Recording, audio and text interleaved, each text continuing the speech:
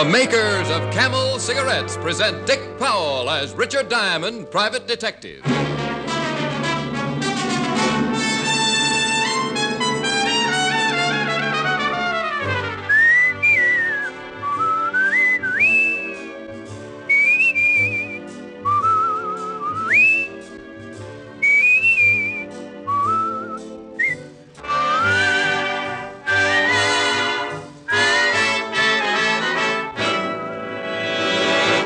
More people smoke Camels than any other cigarette. The reasons behind Camel's great popularity are flavor and mildness. Smoke only Camels for 30 days and see how rich and flavorful Camels are pack after pack.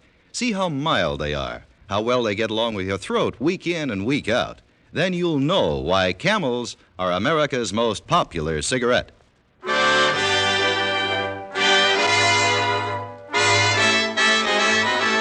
Here, transcribed, is Richard Diamond, private detective, starring Dick Powell.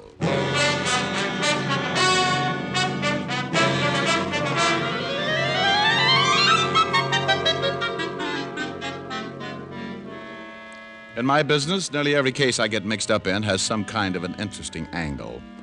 If it isn't some woman who spotted a neighbor floating bodies in his bathtub, or a lonely husband who got lonely because he disposed of his wife with a meat axe, then it might be a case like the one I got mixed up in last week. Mr. Richard Diamond? I agreed with him, watched him close the door and walk into my office. I looked, closed my eyes, looked again. I made up my mind I wasn't having hallucinations. He couldn't have weighed more than 140, a kindly face that supported a sad sort of a smile. He was dressed well, and his actions seemed perfectly normal. But there was one little thing that bothered me. He was a good 8 feet tall. You seem a little disturbed, Mr. Diamond. Oh, it's nothing, no, just a high fever. About 110, I'd say. You've noticed something out of the ordinary? Oh, no. I work for a carnival, Mr. Diamond. Oh? My name is Adam Rayburn. I'm billed as the thinnest man in the world. And you must come close to being the tallest. 7 feet 11 in my stocking feet.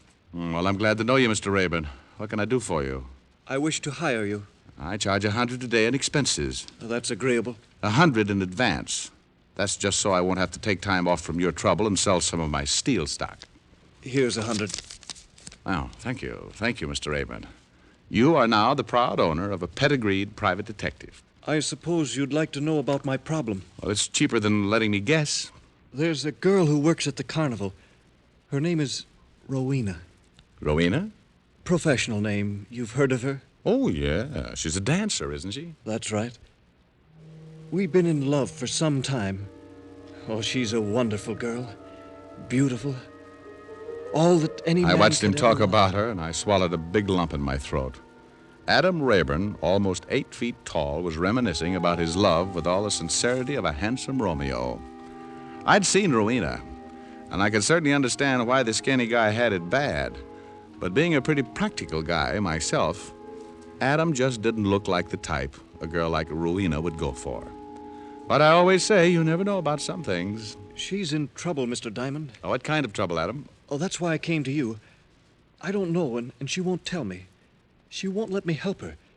But it's obvious whatever trouble she's got in is more than she can handle. And you want me to find out what it is? Yes. Well, I'll do my best. Oh, thank you.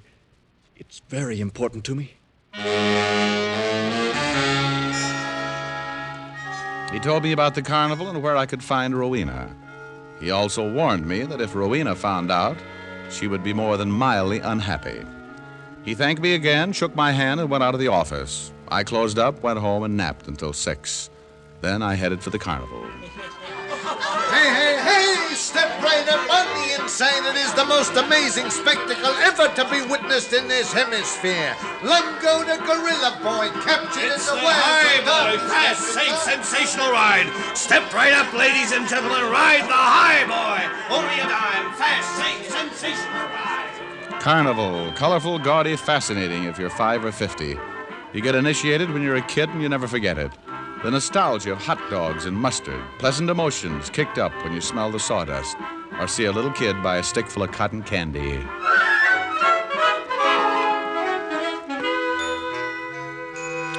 And then you look up and see Rowena dancing on the small stage in front of the tent, doing just enough of her bit to entice the customers and not offend the sheriff. And suddenly you realize how fast you grew up. I purchased a ticket, making sure to flash all of the $100 retainer, and went inside. The tent filled in a hurry, the lights went down, and on came Rowena.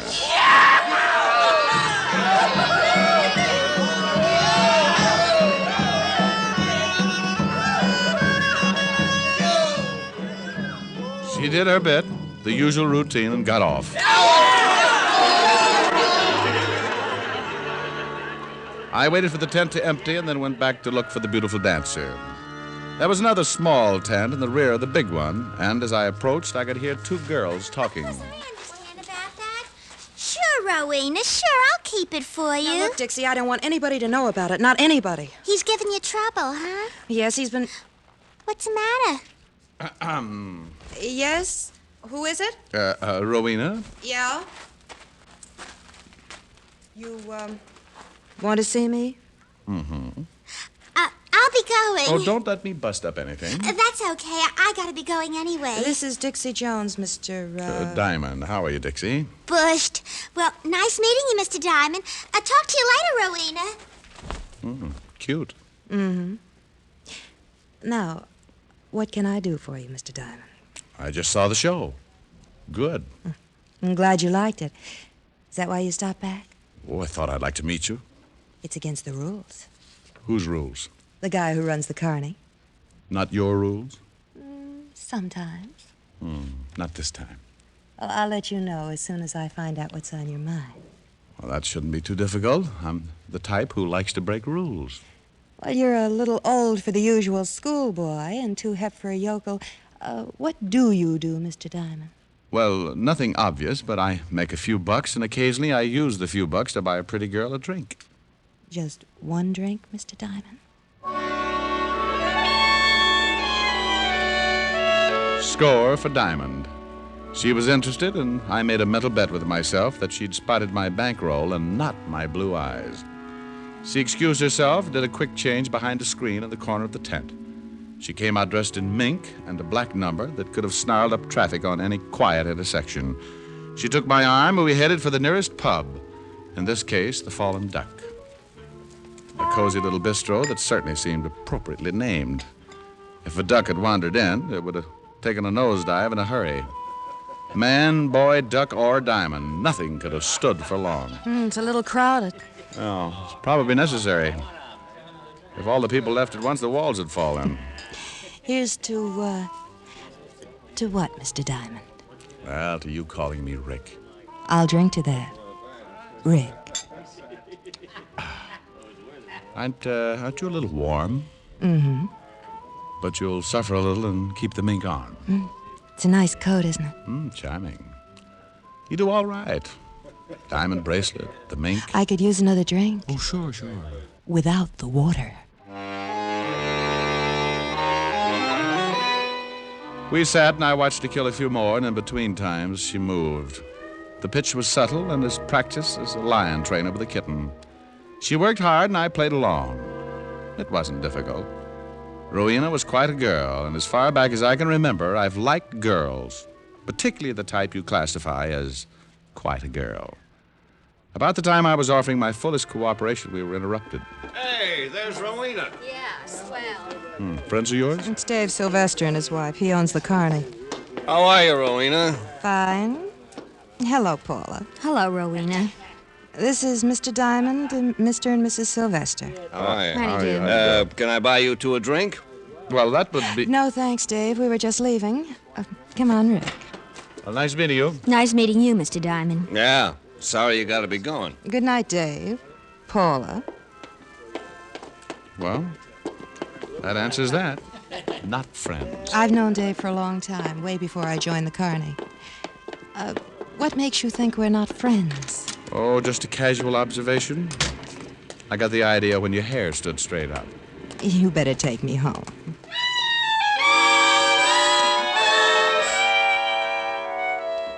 And I took her home.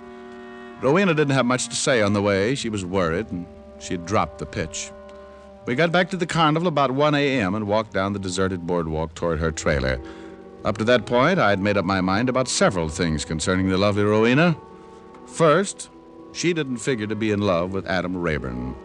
Second, if she did have troubles, she hadn't given any indication until Dave Sylvester and his wife had shown up at the Fallen Duck.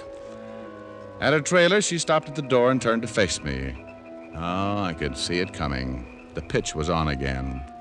But now she was being cautious, too. Who are you, Rick? Me? Oh, I'm just a guy. I told you, just a guy who wanted to buy you a drink. Nothing else. What else? Worried? A little. Why pick on me? Well, honey, you go on inside and take a look in the mirror. If you're a little objective about it, you'll get the idea. Rick. Yeah? Good night. Well, good night. Rick, Yeah? will I see you again? Yeah. Why did you do it? Why did you do it? Wait a minute, Adam. Wait a minute. Let me go. Oh, take it easy. What's the matter with you? What do you want to slug me for? Why did you kiss her? Why did you kiss her? Oh, for Pete's sake. I saw you. I saw you kiss her. Well, you didn't see very well then. It was the other way around. I didn't hire you to take her out and make love to her. Oh, come on, Adam. Get hold of I don't want to yourself. hear it. Oh. What's the matter? That tent. It's on fire.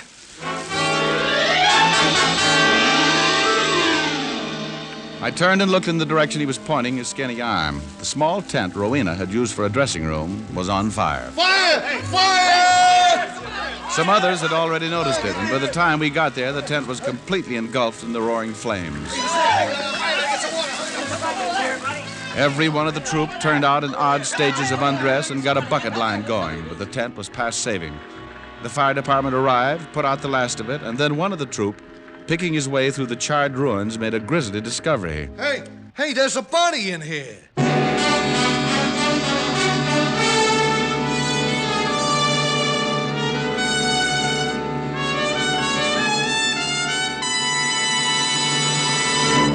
Before we continue with Richard Diamond, here are a few words about smoking enjoyment. You know, smoking is a day-in, day-out pleasure. And it takes day-in, day-out smoking to tell you how rich-tasting and how mild a cigarette is as a steady smoke. One puff won't tell you. One sniff won't tell you. Smoke only Camels for 30 days, and you'll see why more people smoke Camels than any other cigarette. You'll enjoy the first puff and every puff, for Camel's costly tobaccos are properly aged and expertly blended. No other cigarette has Camel's rich, full flavor, a flavor you'll never tire of. And no other cigarette gives you this proof of mildness. Proof based on steady smoking. In a coast-to-coast test of hundreds of people who smoked only Camels for 30 days, noted throat specialists reported not one single case of throat irritation due to smoking Camels. Make your own Camel 30-day test and see for yourself why more people smoke Camels than any other cigarette. How mild, how mild, how mild, how mild, how mild can a cigarette be? Make the Camel 30-day test and you'll see. Smoke Camels and see. And now back to Richard Diamond, Private Detective, starring Dick Powell.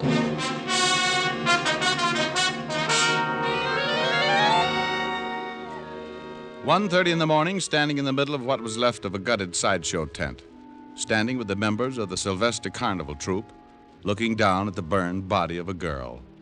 A case with a simple beginning, and then a fire and a girl dying in the fire. The crowd spread out as the fire department moved in to look for a cause, and Dave Sylvester, the owner, identified the body. Dixie Jones. She slept in the tent. Poor little Dixie. Oh, hello, Mr. Diamond. Hello, Mr. Sylvester. It's a terrible thing. Yeah. Mr. Diamond? Beat it, Adam. I'll talk to you later. No sense in letting people know we're acquainted. All right. So all of a sudden I smelled smoke. See, I thought that I was dreaming or something. Rick, Oh, hello, Rowena. isn't it awful? Yeah, it's pretty bad. Poor Dixie. Rick, No? Will you walk me back to my trailer? Sure. Cold? Yes. You act like you got a chill. You better take my coat. No, it's all right. I'll be all right. Well, good night, honey. Rick, Yeah? I don't feel much like sleeping. Why don't you come in for a while? What's the matter, dear? You act as if you're scared. Of you? Well, I don't know what it is, but you're scared of it. That's ridiculous. Good night, Rick. Psst. Mr. Diamond. Well, now, don't start swinging again, Adam. I didn't even hold her hand. I just left the fire. The fire department found out it wasn't an accident. What? I heard the chief say the fire was started deliberately. They called the police. Well, now the simple case with a fire and what looked like an accidental death had turned into murder. I asked Adam why anyone would want to kill Dixie, the chorus girl, but he couldn't even come up with a guess. I warned him again about keeping our relationship a secret and went out to the corner to wait for the police. In about 20 minutes, I spotted a prowl car with a familiar figure in the front seat. Rick, what are you doing here? Well, I stayed for the late show. It's a nice fire. Just got a 211 report. Some girl in the fire. Yeah. Name was Dixie Jones. Hey, Walt, look, nobody around here knows I'm a private cop. You want it kept that way? Yeah, for a while. Okay, climb on the running board. We'll drive down.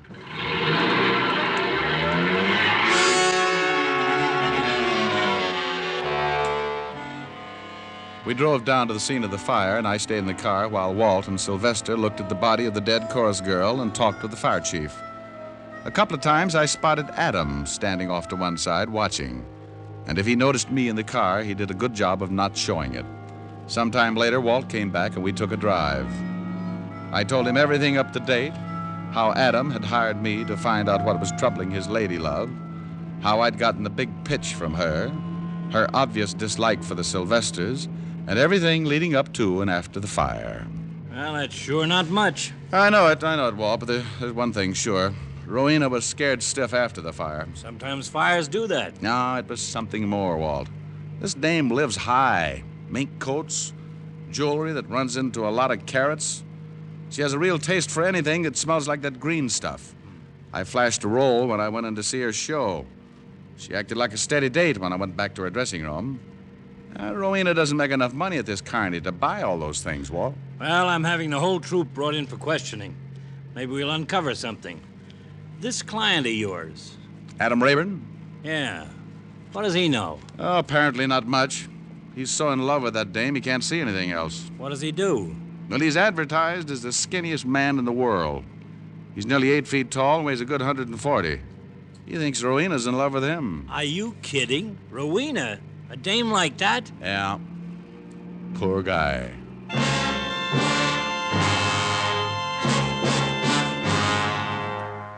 Walt dropped me off at my apartment and I got some sleep.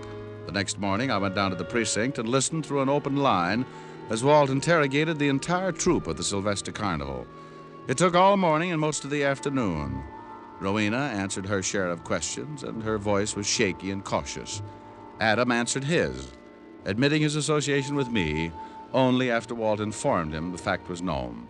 The last two questioned were Dave and Paula Sylvester. I have no idea why anyone would want to start a fire. How about wanting to kill Dixie? I can't imagine. How about you, Mrs. Sylvester? No, Dixie was just a nice kid. Slept in the tent. I don't know why anyone would want to kill her. Mr. Sylvester, how long have you known Rowena? Just since she's been with the carny? About 5 years, I guess. First break. First hint of a cover-up. Dave Sylvester had said he'd only known Rowena since she'd been with the Carnival. I left the precinct thinking about the time I'd spent with Rowena and the Fallen Duck. She'd said she'd known Sylvester for a long time before she joined the Carnival. I grabbed a cab and went back to the Carnival grounds, where I hung around until my client showed up. We found a quiet spot and talked. No, she's never said much about Dave or Paula. Oh. Well, how about the girl who was killed, Dixie? Well, they were friends, that's all.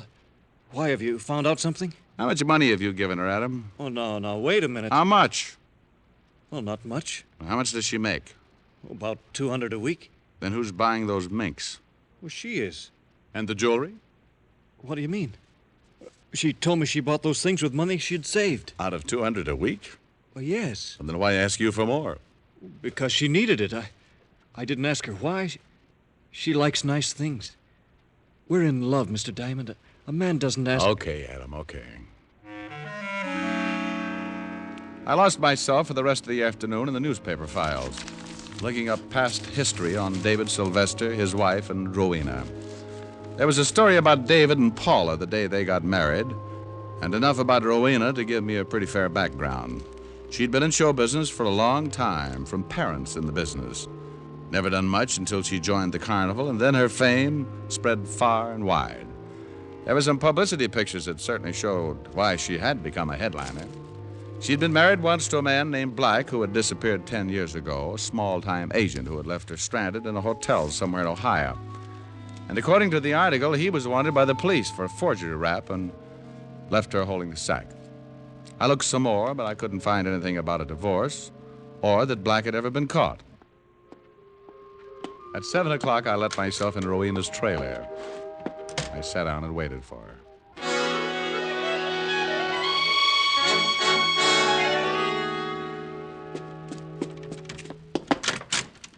Hello, Rowena. Rick. I'm glad to see you, Rick. Oh?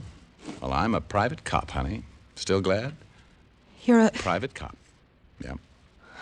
I don't understand. Well, I think I do. Whatever happened to your husband, Rowena? Oh, Rick... Whatever happened to him? Name was Black, left you stranded in Ohio with a forgery rap pinned on him. What happened to him? Well, I don't know. He disappeared. How do you manage to buy minks and diamond bracelets? Rick, what is all this? Why How are you... come Sylvester hired you and shoved you right to the top when you didn't even have a reputation? I don't like this, Rick. I don't think it's I don't like it either. Now tell me about Dixie. Why was she killed? I don't know. Rick, you don't think It's I'm... the one thing I've got to tie up. Whoever set fire to that tent, did they think it was you in there? Don't be ridiculous. Well, see how ridiculous this sounds, honey. Dave Sylvester is your missing husband. No. He's paying you to keep your mouth shut. Get out of here. You don't care who you pick on, do you? If you can't blackmail a guy, you work him, like Adam Rayburn. Poor guy thinks you're in love with him. Get out! Get out! How much did you get? A couple of lousy dollars? Anything for a buck, huh? If you don't get out of here, I'll have you thrown out. I want to know why Dixie was killed. And, baby, you're going to tell me. Rick, please. Oh, it won't work, honey. Now, what was the connection? Please. Baby, if you know why she was killed, that makes you an accessory before the fact. I'm not very happy about you, honey, and I'd be more than willing to do my bit to see you get a few years. Rick. Now, you better tell me all about it. Be a lot easier. All right. Dave Sylvester is my husband. His real name is Martin Black. You're right, I was blackmailing him. Somebody fired 2 shots through the open window and nailed her twice. I caught her, she dropped, and I lowered her to the sawdust floor. I kept my arm around her because she couldn't do much more than look up and smile, a tired smile. Thanks. Thanks for the lift. Honey. It's all right. Dixie was keeping the marriage license for me, so Dave wouldn't find it. I guess he did anyway. He must have killed her and set fire to the tent. I'll get a doctor. No, I gotta say something, Rick. No excuses. I took Adam. I took everybody. Mixed up. Was going to take you, and something happened, I guess. Maybe I thought you might be the boy on the white horse. Baby, look. Telling the truth, Rick. A lady wouldn't lie at a time like this. No, I guess she wouldn't. I put a pillow under her head and went out. The carnival had suddenly turned into a bad dream, a lot of noise and confusion. There was a killer loose, and I wanted to get him. Look out, Diamond! It was Adam Rayburn again, standing near a tent. David Sylvester had been waiting for me to come out. Sylvester jumped as Adam yelled and turned his gun on Adam. He caught Adam with the first one, and the big, thin guy toppled like an anemic sapling. I got my gun out, but Sylvester had disappeared in the darkness. Go get him. I'm all right. I circled the tent and spotted Sylvester running up the main drag. He turned and tried a quick shot. People started running when they got the idea, and I kept low, trying to stay in the clear. The place emptied faster than a ballpark in a thunderstorm, and Sylvester was caught on the empty walk. He turned for another shot, but I beat him to it. The slug knocked him sideways, and he staggered into a building, and I went in after him. It turned into the weirdest chase I'd ever gotten mixed up in. I found myself looking at a dozen Richard Diamonds and an equal number of Dave Sylvesters. I was faced by a room full of mirrors, and to top it off, a recorded laugh was playing over and over. A gimmick to show the public how much fun they could have inside. Oh, some fun. The dozen Sylvesters had all turned and taken a shot at the dozen Diamonds, and the dozen Diamonds suddenly became one less. It was a process of elimination. Sooner or later, one of us would stop hitting mirrors and get the real thing. I picked one of the Sylvesters, and we both went to work.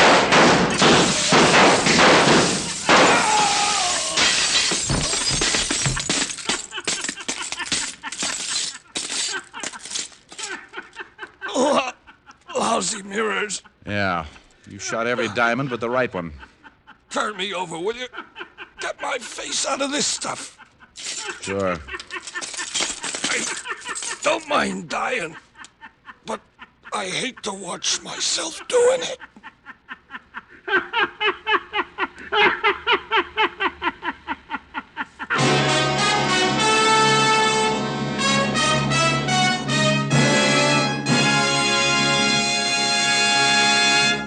Dick Powell will return in just a minute. Again, doctors in all branches of medicine have been asked this question. What cigarette do you smoke, Doctor? Again, the brand named most was Camel. Yes, according to this repeated nationwide survey, more doctors smoke Camels than any other cigarette. Baseball is getting underway, and it's interesting to note that Camels are the favorite cigarette of many baseball players. Bob Lemon, Vic Raschi, Howard Paulette, Dick Sisler are a few of the stars who choose Camels for their rich flavor, cool mildness. Try Camels yourself. How mild, how mild, how mild, how mild can a cigarette be? Take the Camel 30-day test and you'll see. Smoke Camels and see. Here's Dick Powell with a special message. Thank you. Ladies and gentlemen, the makers of Camels are sending gift cigarettes to our wounded and disabled servicemen. These cigarettes are forwarded to and distributed by the Military Air Transport Service, United States Air Force, which evacuates virtually all overseas wounded personnel. Gift Camels are also on the way to Veterans Hospitals, Fort Meade, South Dakota, and Oklahoma City, Oklahoma. U.S. Army Station Hospital, Camp Campbell, Kentucky. U.S. Naval Hospital, Beaufort, South Carolina. Now, until next week, enjoy Camels. I always do.